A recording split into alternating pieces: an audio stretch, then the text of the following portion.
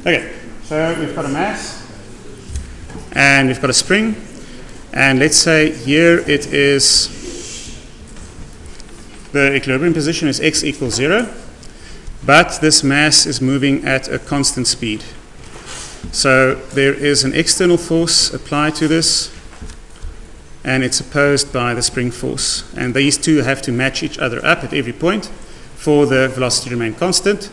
Let's say we end up at some point over here, so that would have been x equals 0, and let's say this is x is equals to x prime, just some value, some non-zero value of x. And at every point we've got the spring force is matched by the external force. Now when we calculate work, we've got an option. We can either calculate the resultant force and figure out how much work is done by the resultant force, or we can calculate the work done by each individual force and add it up together at the end. So we can see already here that the resultant force at any point is equals to 0, because these two forces must match each other at every point. So the work done by the resultant force, it's equals to, sorry, it's not a sum, it's just the resultant force. This is equals to whatever the resultant force is times the displacement between x equals 0 and x equals to x prime. Because the resultant force is 0 throughout, the total, or the resultant amount of work that is being done in moving this block from there to there is 0. But if we look at the individual forces, right, and this makes sense in a way, because we know that from the work energy theorem, the total amount of work done must be equal to the change in kinetic energy.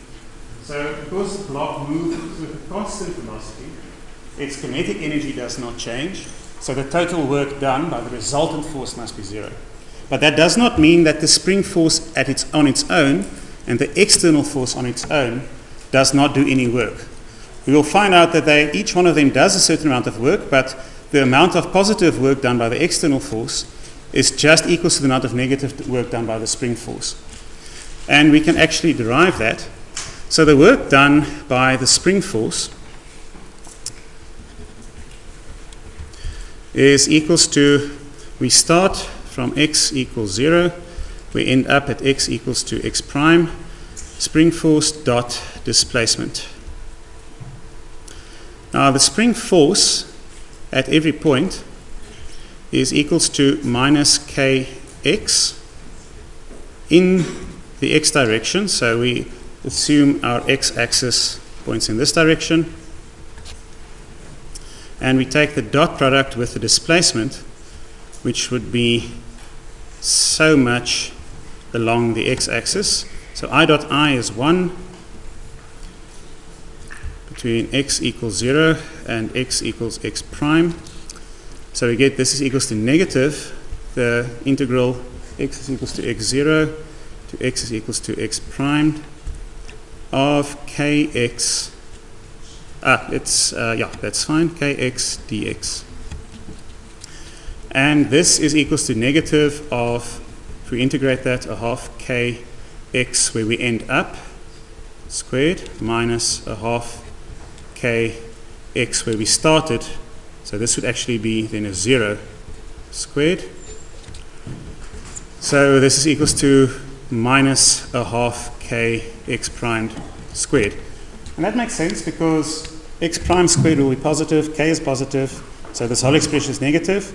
The spring force is in the opposite direction as the displacement, so we expect the work done to be negative. Now we can do the same for the external force.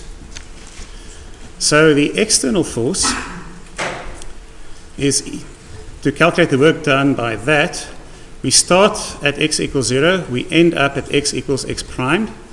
The magnitude of the spring force is just kx, and it's applied in the positive x direction.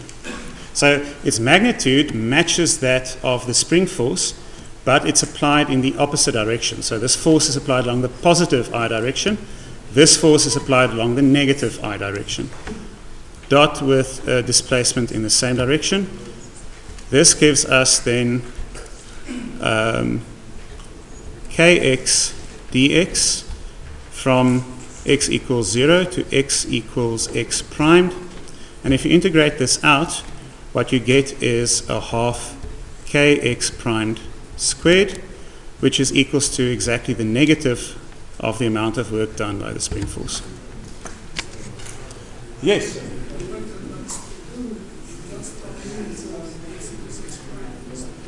Well, we can do the reverse. We can say, let's start at x equals x prime and let the block move at a constant velocity to 0. You will still have effectively the same thing. Now the spring force tries to pull the block towards equilibrium, and the external force tries to oppose that. So the spring force will do a positive amount of work, but the external force must do the exact same with a different sign to keep the kinetic energy 0. So you can, the thing is just you must look at the same motion for both, because we know globally that there's no work being done here because the kinetic energy does not change. So the total amount of work done must be 0. Does not mean our individual forces cannot be doing work.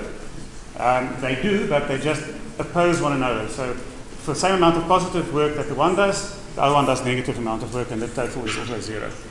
And that is in essence equivalent to stating that the work done by the external force is equal to the change in potential energy of the system. It comes down to the same thing.